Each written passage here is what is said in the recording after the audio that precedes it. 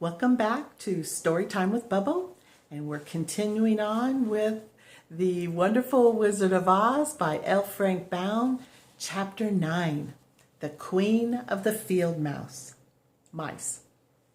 The Queen of the Field Mice. "We cannot be far from the road of yellow brick now," remarked the Scarecrow as he stood beside the girl, "for we have come nearly as far as the river carried us away." The Tin Woodman was about to reply when he heard a low growl, and turning his head, which worked beautifully on hinges, he saw a strange beast come bounding over the grass toward them. It was indeed a great yellow wildcat, and the woodman thought it must be chasing something, for its ears were lying close to its head and its mouth was wide open, showing 2 rows of ugly teeth, while its red eyes glowed like balls of fire. As it came nearer, the Tin Woodman saw that running before the beast was a little gray field mouse, and although he had no heart, he knew it was wrong for the wildcat to try to kill such a pretty, harmless creature. So the woodman raised his axe, and as the wildcat ran by, he gave it a quick blow that cut the beast's head clean off from its body, and it rolled over at his feet in 2 pieces. The field mouse, now that it was freed from its enemy, stopped short, and coming slowly up to the woodman, it said in a squeaky little voice, "Oh, thank you ever so much for saving my life." "Don't speak of it, I beg you," replied the woodman. "I have no heart, you know, so I am careful to help all those who may need a friend, even if it happens to only be a mouse." "Only a mouse?" cried the little animal indignantly. "Why, I am a queen, the queen of all the field mice." "Oh, indeed," said the woodman, making a bow. Therefore, you have done a great deed, as well as a brave one, in saving my life," added the queen. At that moment, several mice were seen running up as fast as their little legs could carry them, and when they saw their queen, they exclaimed, "Oh, your majesty, we thought you would be killed. How did you manage to escape the great wildcat?" They all bowed so low to the little queen that they almost stood upon their heads. "This funny Tin Man," she answered, "killed the wildcat and saved my life. So hereafter you must all serve him and obey his slightest wish." "We will," cried all the mice in a shrill chorus, and then they scampered in all directions, for Toto had awakened from his sleep, and seeing all these mice around him, he gave one bark of delight and jumped right into the middle of the group. Toto had always loved to chase mice when he lived in Kansas, and he saw no harm in it. But the Tin Woodman caught the dog in his arms and held him tight, while he called to the mice, come back, Toto shall not hurt you."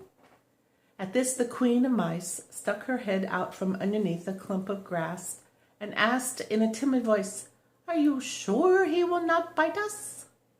"I will not let him," said the woodman, "so do not be afraid." One by one the mice came creeping back, and Toto did not bark again, although he tried to get out of the woodman's arms and would have bitten him had he not known very well he was made of tin. Finally, one of the biggest mice spoke. "Is there anything we can do," it asked, "to repay you for saving the life of our queen?"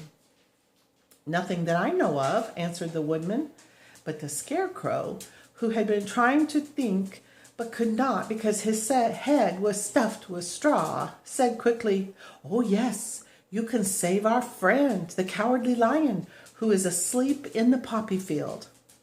"A lion!" cried the little queen. "Why, he would eat us all up."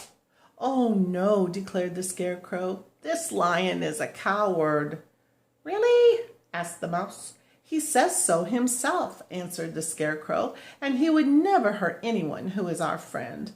If you will help us to save him, I promise that he shall treat you all with kindness." "Very well," said the Queen. "We trust you, but what shall we do?" Are there many of these mice which call you queen and are willing to obey you?" "Oh, yes, there are thousands," she replied. "Then send for them all to come here as soon as possible, and let each one bring a long piece of string." The queen turned to the mice that attended her and told them to go at once and get all her people. As soon as they heard her orders, they ran away in every direction as fast as possible. "Now," said the Scarecrow to the Tin Woodman, "you must go to those trees by the riverside and make a truck that will carry the lion." So the Woodman went at once to the trees and began to work, and he soon made a truck out of the limbs of the trees, from which he chopped away all the leaves and branches.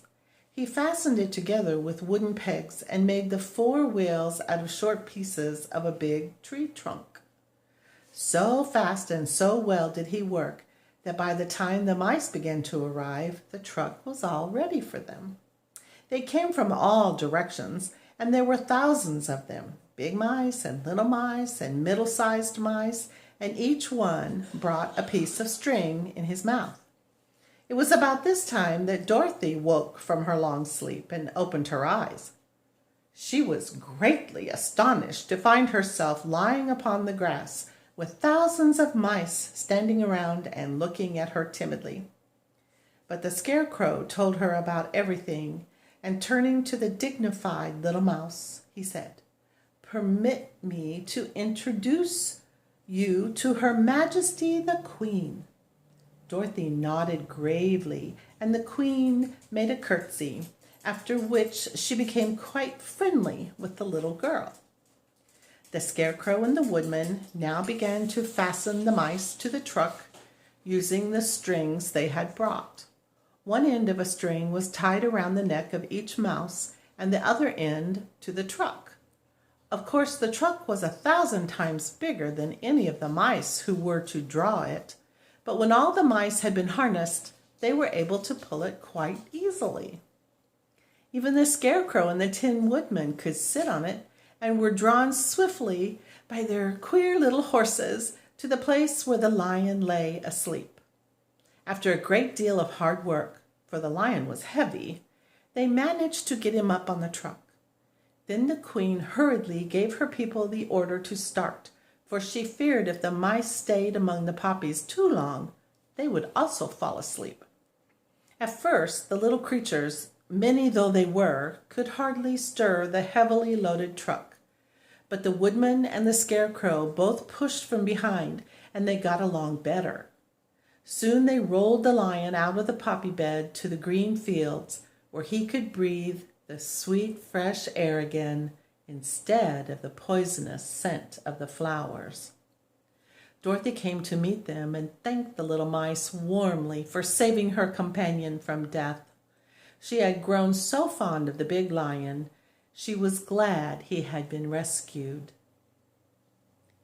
Then the mice were unharnessed from the truck and scampered away through the grass to their homes. The Queen of the Mice was the last to leave. "If you ever need us again," she said, "come out into the field and call, and we shall hear you and come to your assistance." "Goodbye." "Goodbye," they all answered, and away the Queen ran, while Dorothy held Toto tightly lest he should run after her and frighten her. After this, they sat down beside the lion until he should awaken, and the Scarecrow brought Dorothy some fruit from a tree nearby, which she ate for her dinner.